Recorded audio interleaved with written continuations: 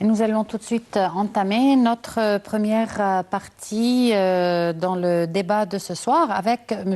Roumani Rizqallah, expert en technologie et en administration. Et cette partie de l'émission va concerner la visite du président Abdel Fattah el-Sisi en Allemagne.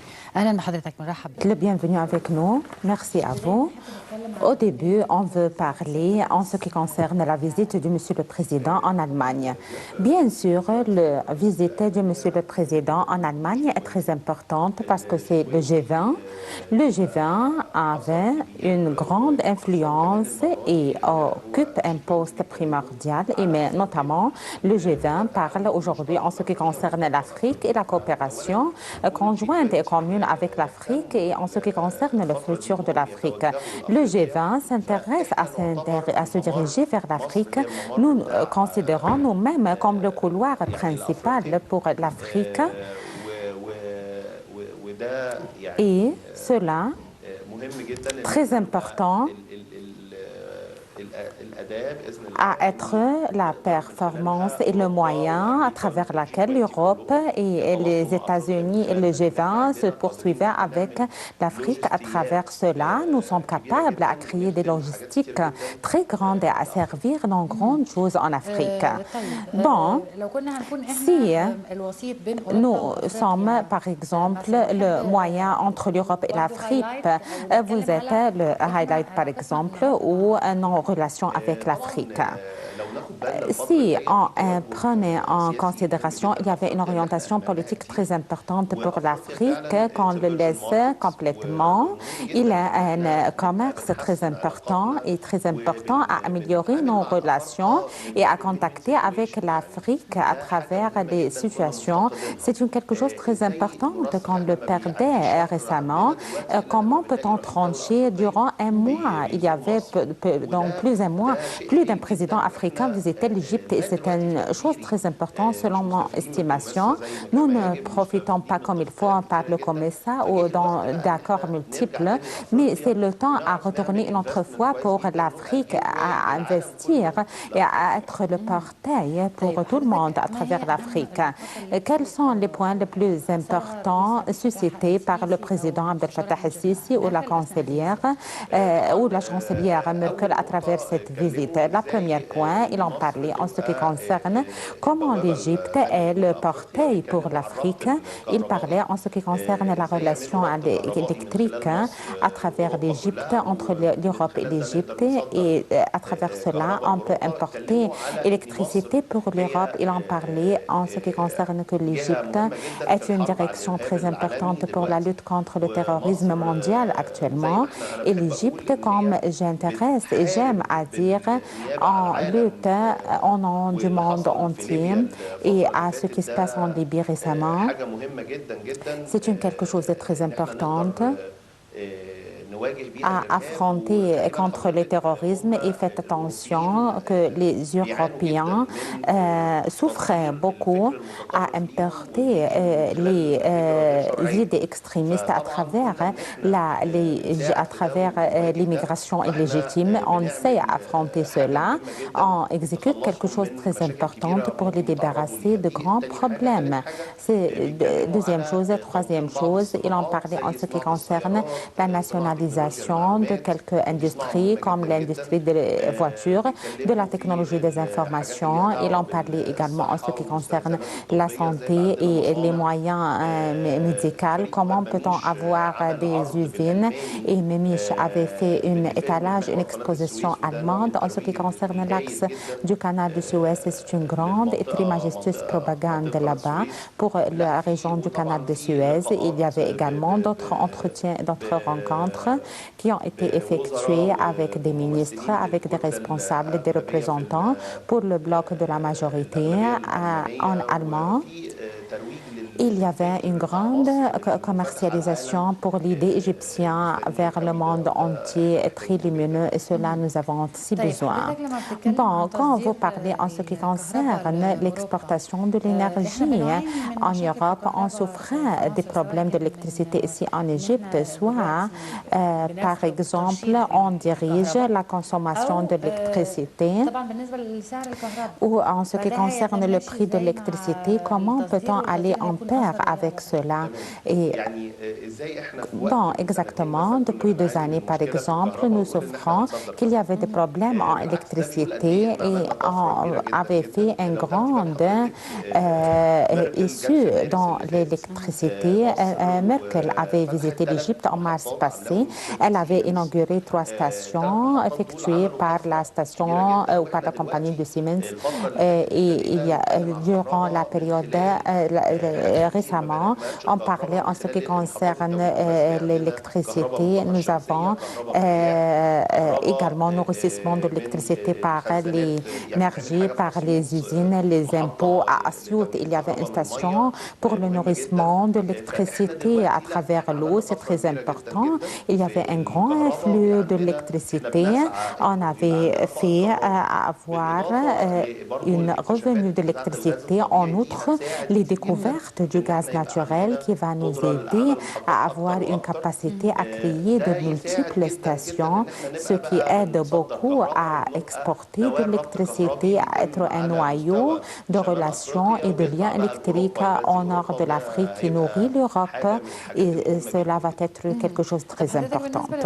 En ce qui concerne l'énergie solaire, par exemple, pourquoi on n'utilise pas l'énergie solaire comme il faut dans un pays où il y avait beaucoup de soleil et il y avait beaucoup de rayons solaires.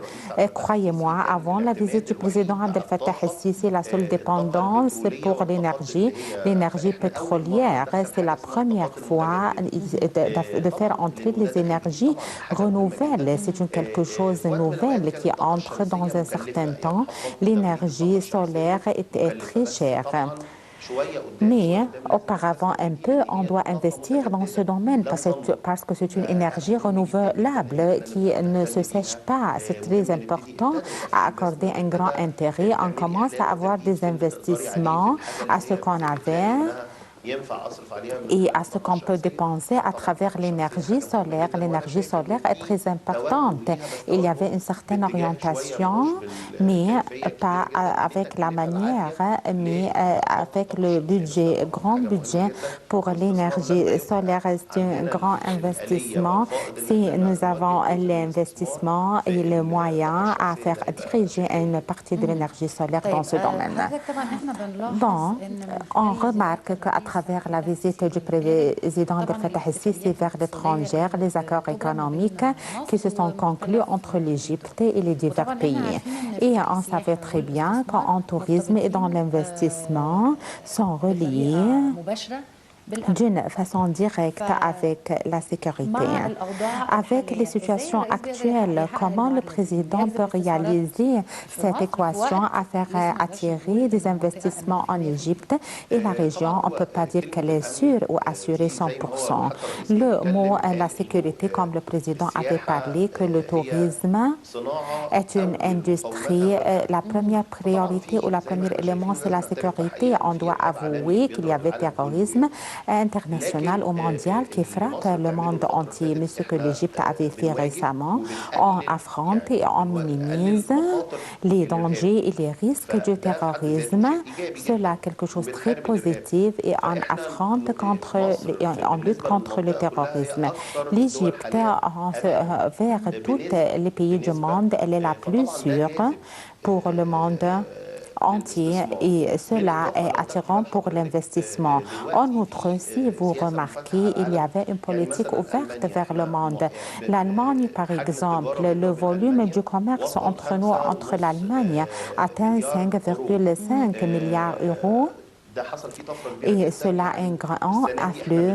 Cette année, on exporte pour l'Allemagne 330 millions d'euros et c'est un très haut nombre, en outre 100 millions d'euros chaque année, c'est-à-dire on marche sur le bon chemin. Les Allemands et dans le G20, ils parlent en ce qui concerne la correction de notre chemin économique et la liquidation du livre, c'est quelque chose dans le bon chemin. Moi, comme un pays, je peux bloquer à mon pays, je ne peux pas faire libérer l'exchange de mon prix, mais on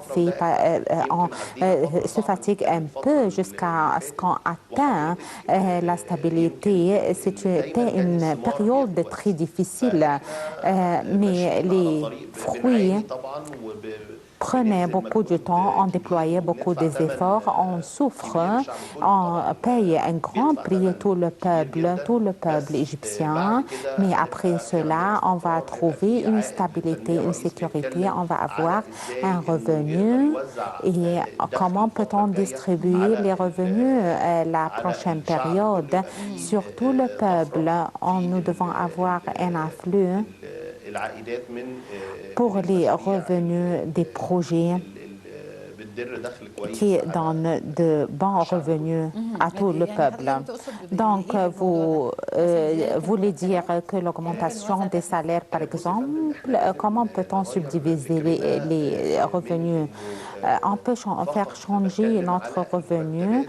On parle en ce qui concerne les revenus, pas seulement les salaires. Il y avait des banques. Ce sont des banques nationales comme la Banque de l'Égypte, etc. Et nous avons le fonds social. Comment peut-on, je suis la pensée, un fonctionnaire à prendre de l'argent de mon fonction traditionnelle qui n'augmente pas le revenu de pays? C'est une idée et ce sont des pensées qui doivent se changer à l'intérieur des jeunes.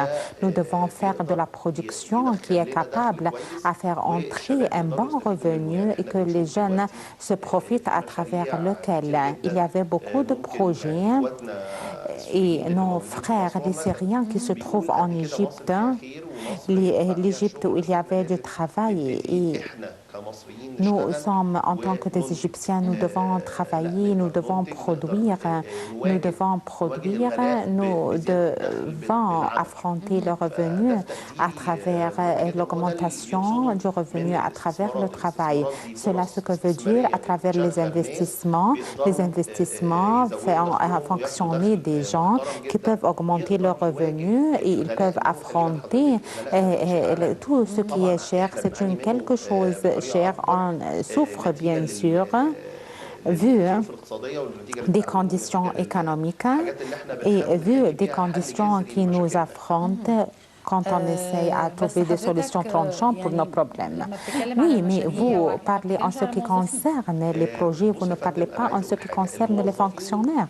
Les fonctionnaires, moi en tant qu'un pays, si je peux réaliser un certain salaire, à travers des investissements, on peut faire appuyer et soutenir les fonctionnaires, on peut faire une certaine réforme administrative et dans le gouvernement, ce qui est sur la table de la concurrence. Très franchement, les secteurs gouvernementaux, ce sont des secteurs qui ne donnent pas des bénéfices. Premièrement, je dois faire des réformes pour avoir des bénéfices. C'est une sécurité nationale à garder les fonctionnaires parce que ce sont des familles et je dois établir un équilibre qui est créé et réalisé par le pays, le secteur d'investissement spécial ou privé qui donne un pays qui, à travers lequel elle est capable à faire des améliorations et des changements structurels.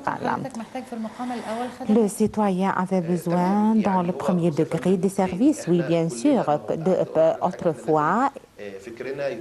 Notre pensée et le gouvernement est un part qui sert le peuple, pas quelque chose qui dépense sur le peuple. On doit savoir tout le monde, on doit travailler, on doit penser comment peut-on créer un développement efficace et réel pour que toute la société se profite. C'est pourquoi nous devons avoir une pensée en développement qui tranche la valeur du travail et qui peut retourner avec tout cela et à travers cela, le pays peut réaliser des services comme l'enseignement, comme la santé. Nous avons un problème réel dans la santé, dans l'enseignement, un problème dans les services qui s'offrent à travers les services et à travers les secteurs gouvernementaux pour le peuple. Et cela, dans le ministère des Transports, il y avait une relation directe avec le ministère. Il y avait une flux à travers un mécanisme complet pour le peuple égyptien.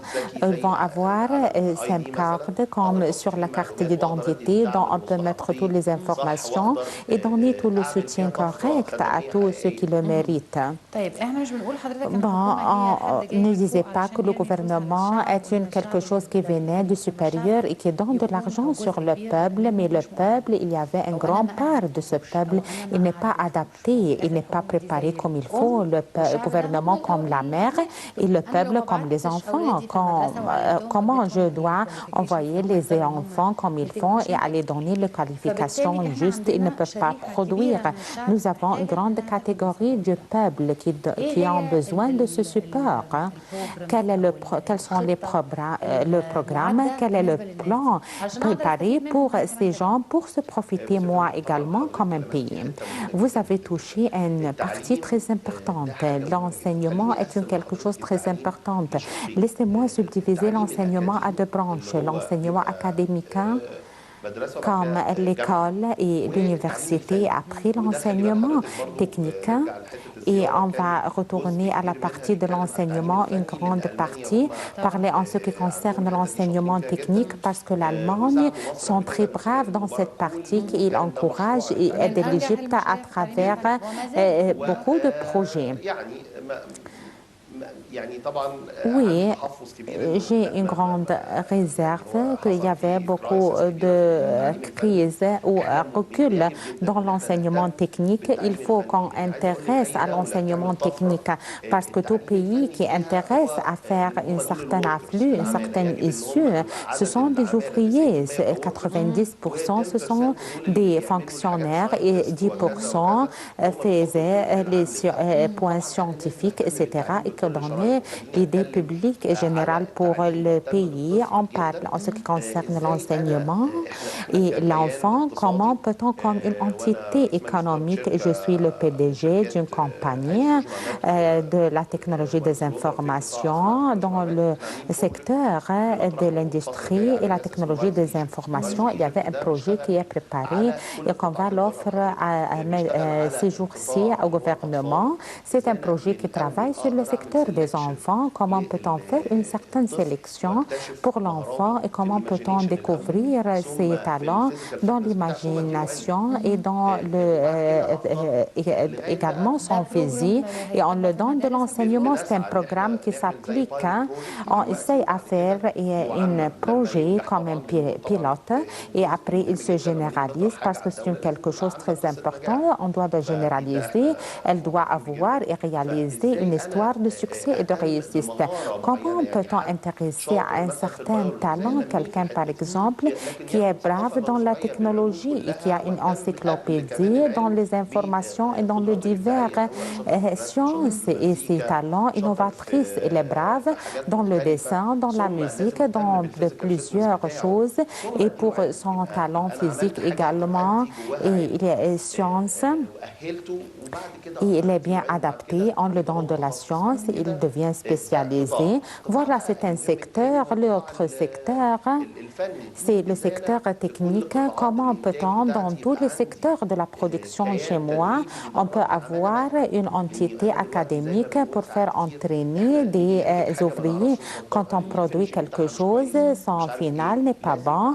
On doit avoir toutes choses très bien et très majestueuses. On doit s'intéresser, accorder un grand intérêt à tous les secteur technique parce que dans cette partie également, il y avait une partie sociale que l'enfant doit entrer à l'université pour se marier comme il faut et pour d'autres choses, nous devons avoir une prise de conscience sociale qui accompagne cette idée et qui donne l'occasion que la valeur du travail, c'est la grande valeur, le succès dans tous les secteurs.